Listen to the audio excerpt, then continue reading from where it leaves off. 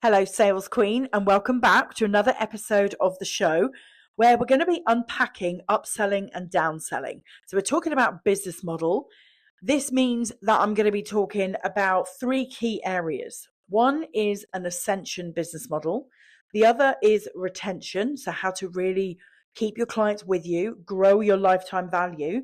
And then the third thing we're going to be talking about is downselling. Okay. Now, one of these things is my favorite thing, and I'm not going to ruin the surprise. I will let you know when we get to it which of those three things, ascension, retention, or downselling, is my favorite thing. Until we get there, though, let me just give a little bit of a shout out because this episode was requested by you, one of our listeners. So, Chantel, I know that you will be listening to this. This one is the one that you requested. So, hope I touch on all the things that were coming up for you and with the reason that you requested it in the first place. So, let's get into it. If any questions arise for you, please know my DMs are open. So, from where we are right now, let's start at the beginning. You probably hear coaches talking to you about an ascension business model. And you probably already know that that means that you might have offers that are free, offers that are low ticket, mid ticket, and high ticket. And you probably already know that in an ascension business model, the low, mid, and high ticket offers would usually refer to the level of proximity that you give, the level of transformation and results that each offer gives. It shouldn't really relate to time, because we never really want to be pricing our time. And so I want you to think about, is your business model right now, is it an ascension business model? Or do you have, and when I say this, I don't want I don't want some of you to be like, oh God, that's me. I don't want to make you feel bad in any way. However, what I see is people understand an ascension business model, but when I talk about it, they realize that they haven't actually built one. They realize that they've just got a mishmash of offers, that they've got a scattergun approach to building their business model. And that will usually be the reason that you aren't good at retaining clients, you aren't good at upselling, and you rarely downsell. Okay. So you probably already hear that. You probably know a little bit about an ascension model. You may hear less people talking about retention. Yeah. But like when you retain your clients, that doesn't just mean you've done great customer service and they've got great results and so they stay in the offer that they first purchased. What really good retention looks like is increased customer lifetime value. So this means that they've done one of your offers, whether that's, a low ticket something, a mid ticket something, even a high ticket something. They've been inside one of your offers. They've got results. They recognize that you are the person that can help them. And then you increase the value of that client by selling them a second, third, or even a fourth thing from your business model. Now, that could be an offer that solves an even bigger problem. So sometimes when we solve a problem, it's great that we've solved it, but it also then gives way to a secondary problem. Yeah, maybe a next level problem. Or it could be that you are retaining your customers because they finished doing the primary offer that they came and invested in you for, and then they're ready for some kind of maybe accountability offer. Maybe they come out of your mastermind into a membership. Yeah. Or maybe they spend a year with you inside your membership, realize they love you and they want closer proximity. And at the end of that year, they're ready for that. Yeah. So think about retention, not just as upselling, not just as downselling, but as a way to increase that overall value. Okay. Now, if you're somebody who sells courses, if you are like me, a big lover of a sales funnel, then retention could look like increasing the cart value. Yeah. So like they buy the initial offer, then they add the order bump, then they add the lifetime offer. And so that cart value increases, which increases the lifetime value. But you really want to be thinking about longevity as well, longevity of that customer and the quality of the feedback that they give you. Yeah, because every strong, long-term, sustainable business has usually arrived at that place because they've looked after their customers. Yeah, if you are customer centric, if you are putting your customers' needs, wants, demands, desires at the heart of your decision making, then you've usually got strong retention and good upsell and downsell. Okay, so we're going to be talking about retention. We're also going to be talking about downselling from a higher ticket offer into your low ticket offers, whether they've said yes or not. Yeah, so if you have sold somebody a high ticket offer, they've been inside your high ticket offer, you could sell them a lower ticket offer by way of accountability, yeah, or long-term support. Maybe they're not ready to leave you yet. Or you've sold them the high ticket offer, but they've said no. They've said, I can't quite stretch to that. I'm not quite ready for that. It sounds good, but it's not for me right now. What else do you have? And then you downsell them into something else. Yeah. So we're going to be talking about those three things: ascension, retention, downsell. And before we really get into the nitty-gritty of that, I want to just cover off what my belief system is, what my sort of favorite strategy is. And that is that we meet the customer where they are. We meet them in the moment that they are in, not the moment we hope they're in, not the moment that we want to push or persuade them to be in. Yeah. I have always, in my entire 27, whatever it is, 28, 30 years, whatever it is, it's a long time. Roles I've been in, different sales approaches that I've used, I've always believed that the customer needs to feel in control. Now, I know sometimes in the online space in particular, it doesn't feel like that. You feel like you're being cajoled. You feel like being pushed, like you're being convinced. Actually, that's never a great way to sell. My belief system is that we make the buyer feel like they're in control. Now, not every buyer knows what they need. Not every buyer even understands their problem.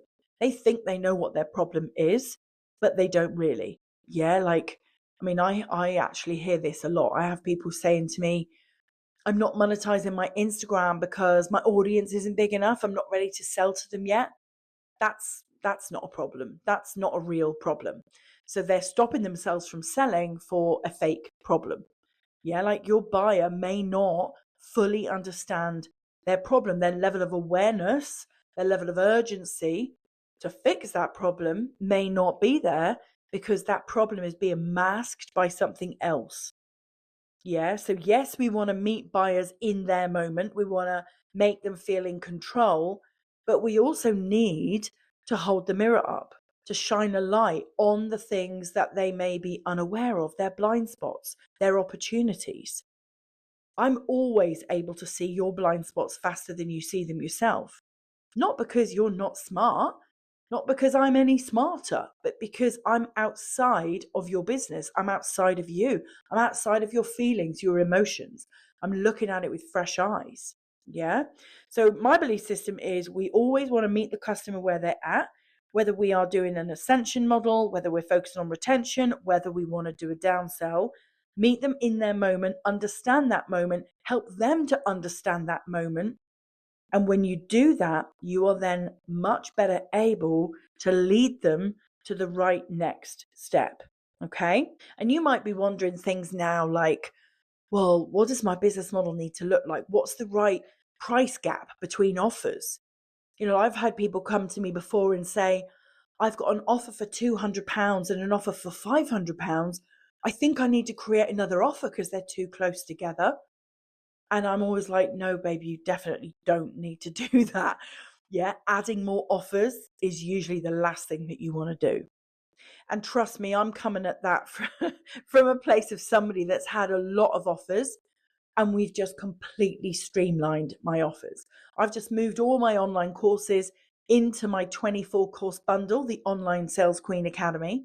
So rather than send you off to buy 24 individual courses, all with their own specific result, all for very good reason. They're all great courses.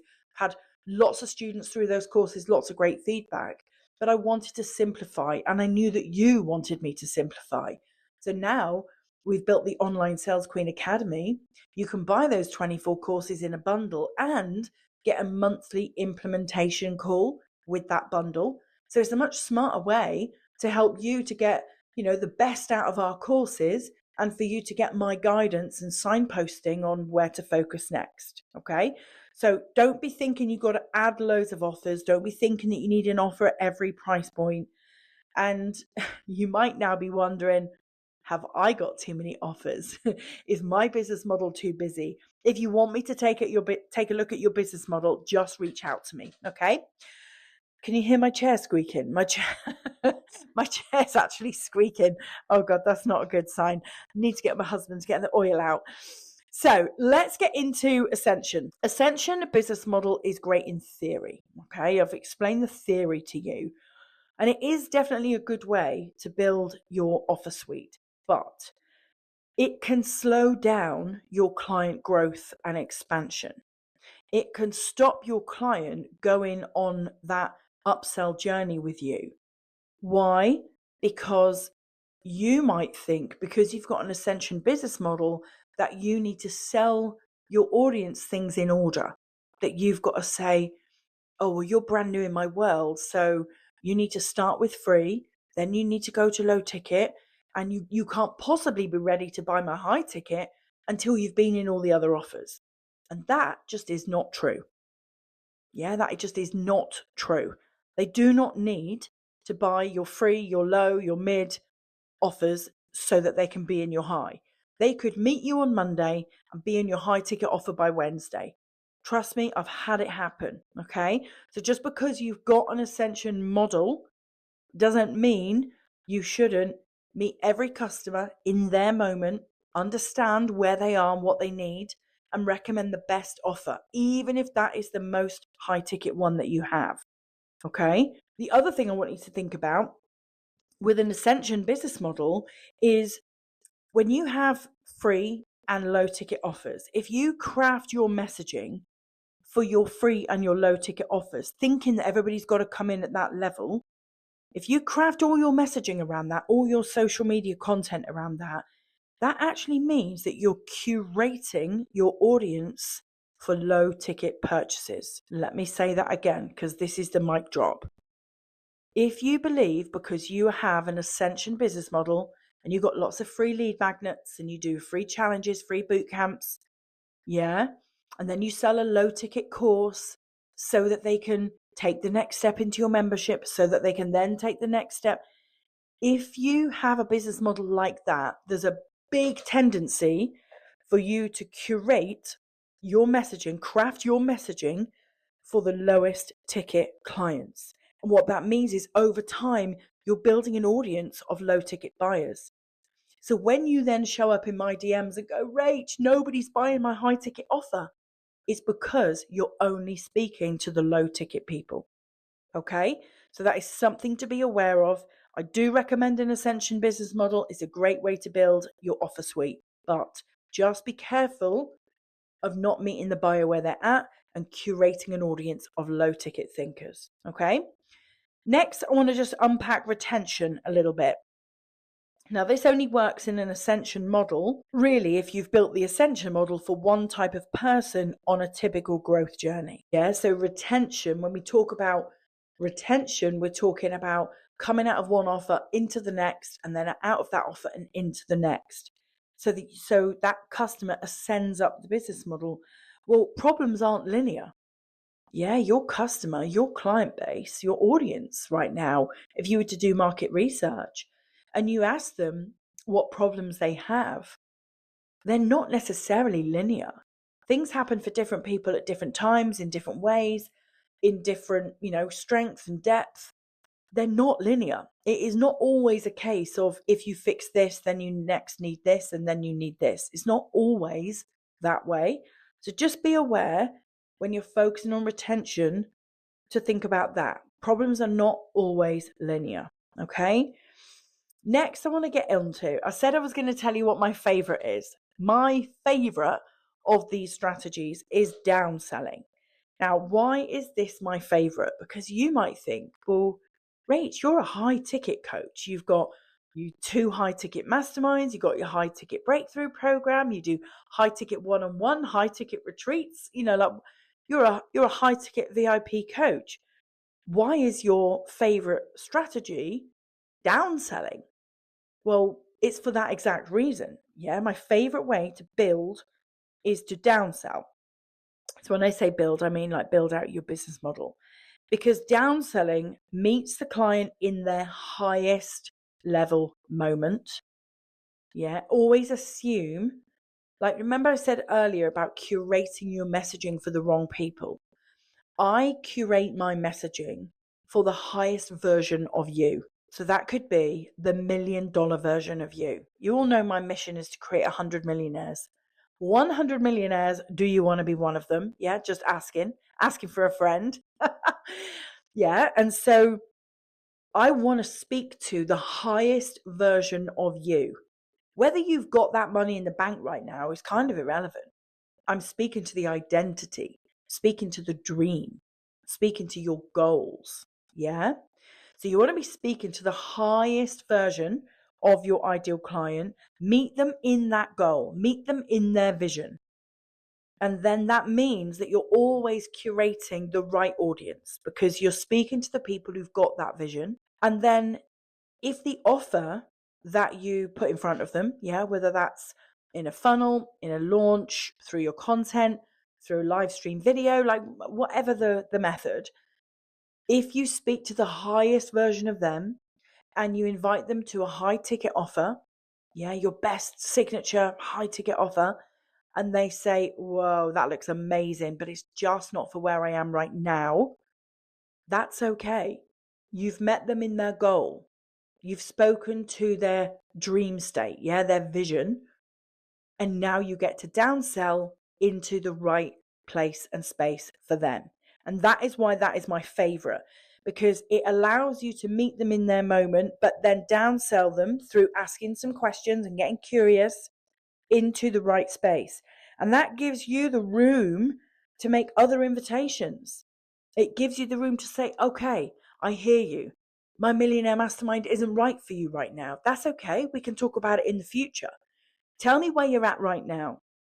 Tell me what problems are feeling hardest for you right now. Tell me what you think is the number one reason that you're not hitting the goal that you have.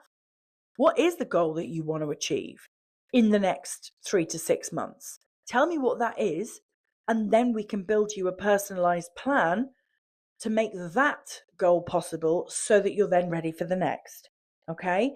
Now, these 3 strategies are all good. Yeah. But downselling is my favorite.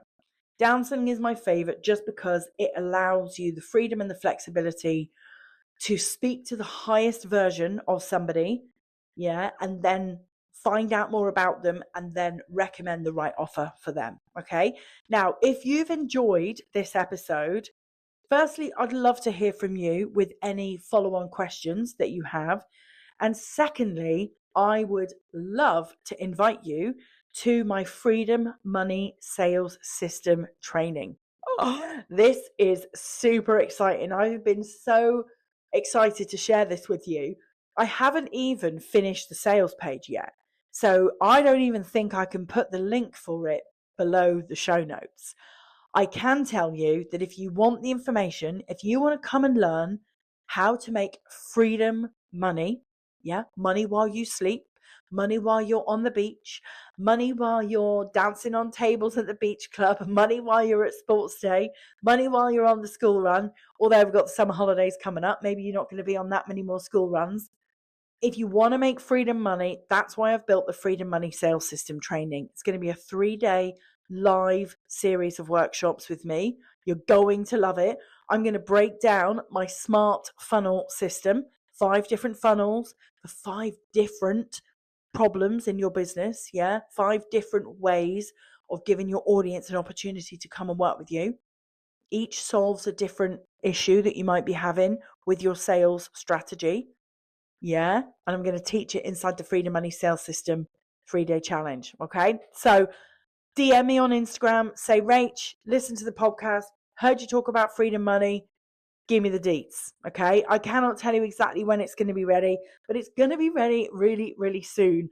So, yeah, maybe by the time this episode is out, I can put the link below. So definitely check the show notes and, I will see you in there. But thank you for listening. If you know a sales queen who wants to get better at upselling and downselling, then please do share this episode with her. And I will see you next week for our next episode.